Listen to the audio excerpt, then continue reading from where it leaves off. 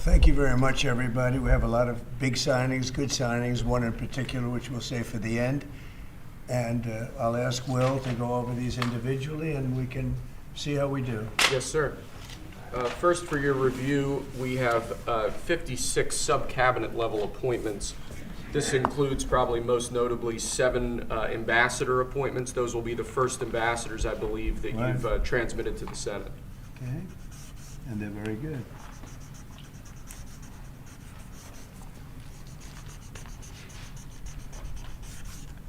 Okay. Thank you, sir. Second, we have acting designations. We're actually designating Doug Collins to be the acting leader of both the Office of Special Counsel and the Office of Government Ethics.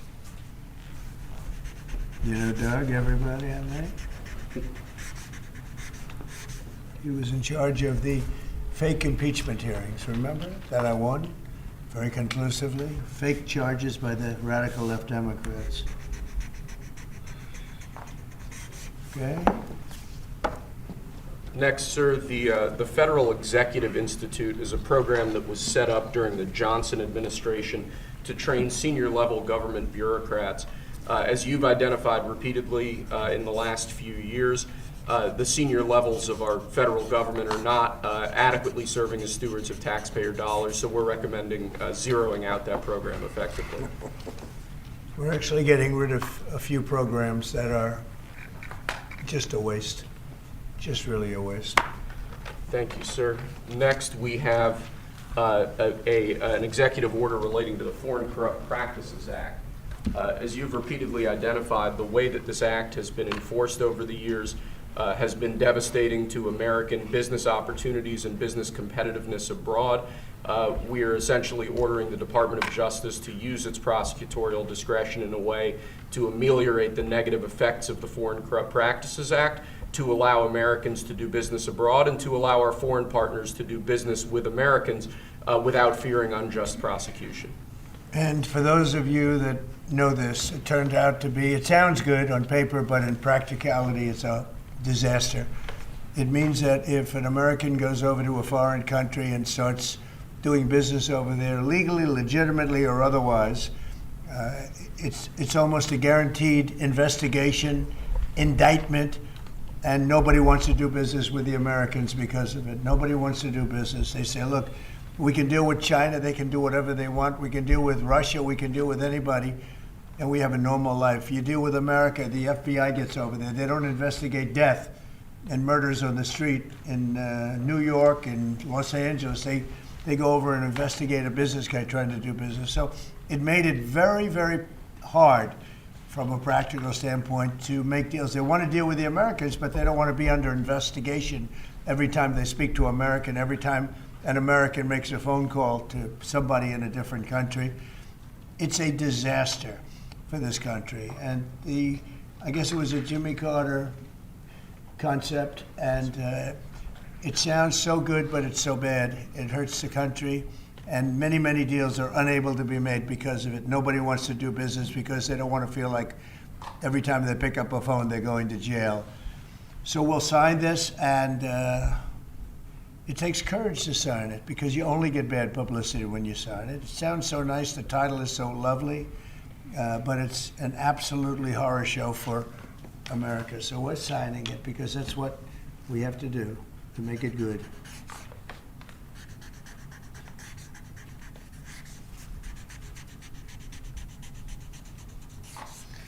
Okay, thank you. It's an important one. It's going to mean a lot more business for America. Okay. Thank you, sir. Next, this is an executive order relating to the use of paper straws. As you've consistently identified, nobody really likes paper straws. Number one trending. Can you believe it? A paper straw was number one trending for 3 days or something. The environmental impact of plastic straws versus paper straws is entirely unclear. This has cost both the government and private industry an absolute ton of money and left consumers all over the country wildly dissatisfied with their straws. So we're asking aspects of the federal government, federal departments and agencies to look at their existing procurement processes, and we're asking your Domestic Policy Council to look holistically at this issue to address it, and it really is something that affects ordinary Americans in their everyday lives. We're going back to plastic straws. These things don't work. I've had them many times, and on occasion they break, they explode. If something's hot, they don't last very long, like a matter of minutes, sometimes a matter of seconds. It's a ridiculous situation. So we're going back to plastic straws. I think it's okay.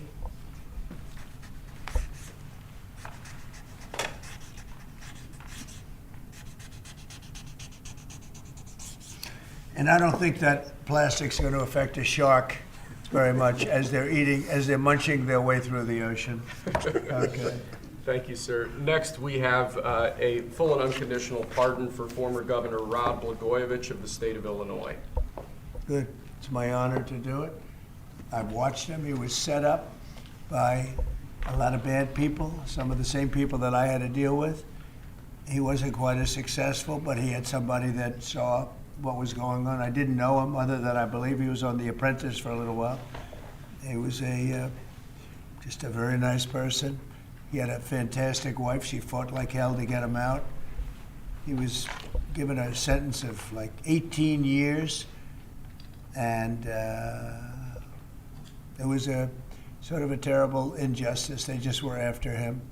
They go after a lot of people. These are bad people on the other side. So I think he's just a very fine person, and this shouldn't have happened, and it shouldn't have happened to him, and let him have a normal life and let him go out and do what he has to do.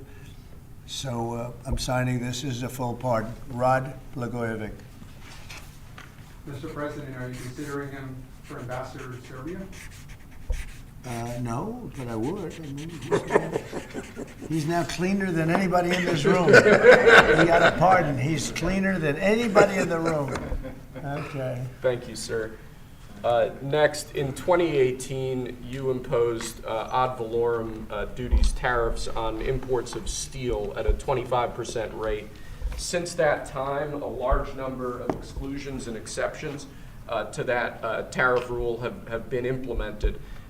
Because of the damage to the United States steel industry that those exceptions and exclusions have imposed, we're now, this order would reimpose that 25% ad valorem tariff rate on imports of steel, and it's presented for your signature now. Okay.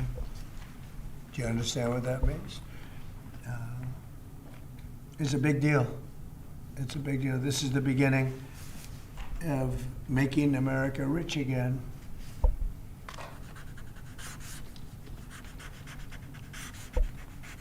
Mr. Secretary, do you have anything to say? As you know, Howard is Secretary of Commerce, doing a fantastic job. And what do you have to say about it? So when you imposed the tariffs the first time, Right. You added 120,000 jobs. And since that time, it's been picked away and nicked away and excluded away, and we've lost 107,000 jobs. And remember, these aren't just general jobs. These are steel workers in America, and now you're going to bring them back. You're going to bring those 120,000 jobs back to America. You are the president who's standing up for the American steel worker, and I am just tremendously impressed and delighted to stand next to you. Mr. President, steel workers. So let me just make a statement, and essentially this is another way of saying we're doing a 25% tariff on steel and aluminum. So the failed American trade policies have led our once incredible United States steel and aluminum industries, once incredible, that's once incredible, not now, but they're not bad. I saved them because of my first term, totally saved them. If I didn't do what I did, I put massive tariffs, not the highest level, but pretty massive tariffs. We took in a lot of money and we took in a lot of jobs, but we were being pummeled by both friend and foe alike.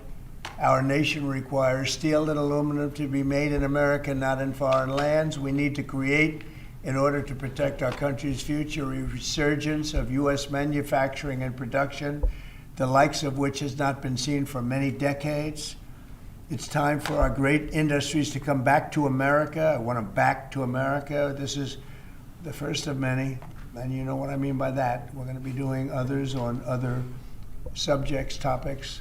Protecting our steel and aluminum industries is a must, and today I'm simplifying our tariffs on steel and aluminum so that everyone can understand exactly what it means. It's 25% without exceptions or exemptions, and that's all countries, no matter where it comes from, all countries. If made in the United States, however, United States of America, there is no tariff, zero. So if it's made in the United States, there is no tariff. All you have to do is make it in the United States. We don't need it from another country. As an example, Canada. If we make it in the United States, we don't need it to be made in Canada. We'll have the jobs. That's why Canada should be our 51st state. We'll bring back industries, and we'll bring back our jobs, and we'll make America industry great again. So essentially, we're putting on a 25% tariff without exception on all aluminum and all steel. And it's going to mean a lot of businesses are going to be opening in the United States. Now, we're going to be meeting over the next 4-week period, maybe on a weekly basis, and maybe we'll do a couple of them at different times and maybe together. But we'll be talking about other subjects like cars. We'll be talking about drugs and pharmaceuticals. We'll be discussing chips, and we're going to be doing some other things in addition to that, all which will bring in a lot of jobs into our country. Cars is going to be a very big one and a very important one, and America is going to be stronger than it ever was before. Okay? So are you finished with everything, I think? We have aluminum still to sign Okay, here, let's sir. go. So with respect to aluminum, similarly to steel, since 2018, a large number of exceptions and exemptions have been added into the law. This eliminates all of those and also increases the ad valorem tariff rate from 10 to 25%. Mostly the last part is the most important, right, would you say? Totally. So basically, this is aluminum, the same thing, no exceptions, no nothing. And it's going to bring our aluminum business back. It may go higher. I mean, frankly, it may go higher. And we're going to also be talking about we're going to be talking about things over the next 3 weeks that I think will be amazing for our country, amazing for our jobs, and will bring us to a new level of prosperity. And I think, frankly, our allies and our enemies all over the world expected this. They really expected it for years. They really expected it sometime during the Biden administration, but they didn't do anything.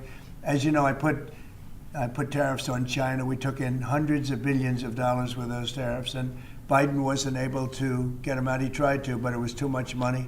He couldn't do it.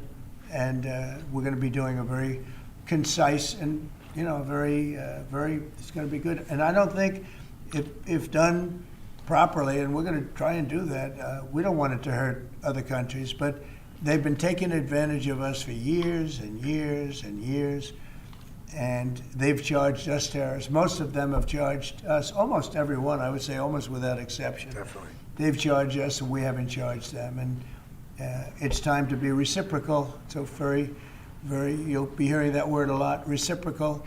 If they charge us, we charge them. If they're at 25, we're at 25. If they're at 10, we're at 10. And if they're much higher than 25, that's what we are too. So that's having to do with everything. That's not just steel and aluminum.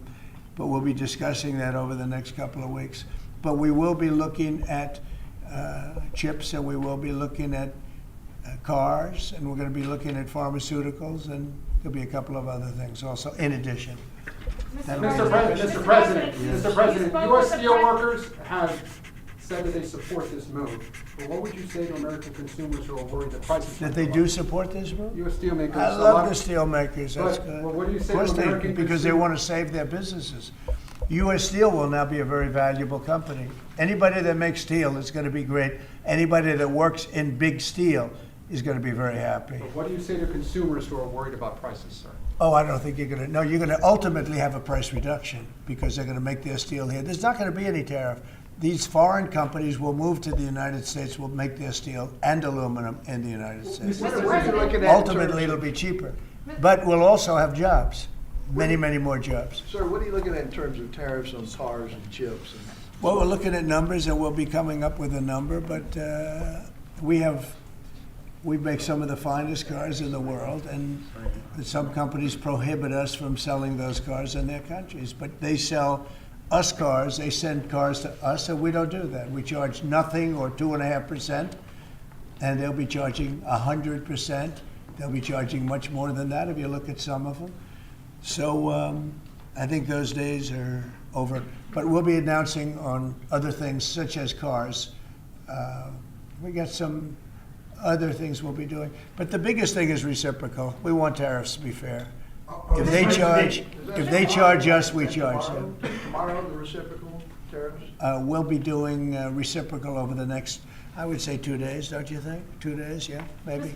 Mr. President, the Australian Prime Minister has said that you are considering an exemption from Australia on steel. Is that correct? And why? I just spoke to him, very fine man, and he has a surplus. I mean, we have a surplus with Australia, one of the few. And the reason is they buy a lot of airplanes. They are rather far away, and they need lots of airplanes. And we actually have a surplus. It's one of the only countries which we do. And I told him that that's something that we will give great consideration to. And would you consider one for the UK as well? Well, we have a huge deficit with the UK. Big difference. You don't have a deficit with Argentina. Is that country also going to be excluded? We have a little deficit with Argentina. Almost with every country, but Australia, because of the airplanes, they buy a lot of airplanes. There's a little bit of a surplus. Mr. President, if other countries retaliate, I don't mind. What is your plan for example, farmers? Last term, you Well, the gave farmers money are to going to be farmers. helped Would you do that greatly. again? Yeah, the farmers are going to be helped greatly because they're not going to be dumping everything into our country. This will be a great bill for farmers. And in terms of retaliation, if they retaliate, it's, as I said, it's reciprocal. So if they raise it a little bit, then we raise it automatically. So I don't think it helps for them to retaliate. But also remember this, they can't really retaliate because we're the piggy bank. We're the piggy bank. But if we don't do this, we won't be the piggy bank for long. We won't be much of a country. Mr. President, did you see that report, sir, that Hamas was going to stop releasing Israeli hostages, and what was your reaction? I think it's terrible. Look, I looked at the hostages that came in, and they're emaciated. It looked like something out of the 1930s. It's an absolute disgrace. And I think they saw the way the world viewed it, and they're looking for a reason not to send more because they're all. You take a look at that. It looked like it was a concentration camp, which essentially it was. It looks like they came out of the Holocaust. And what a sad thing.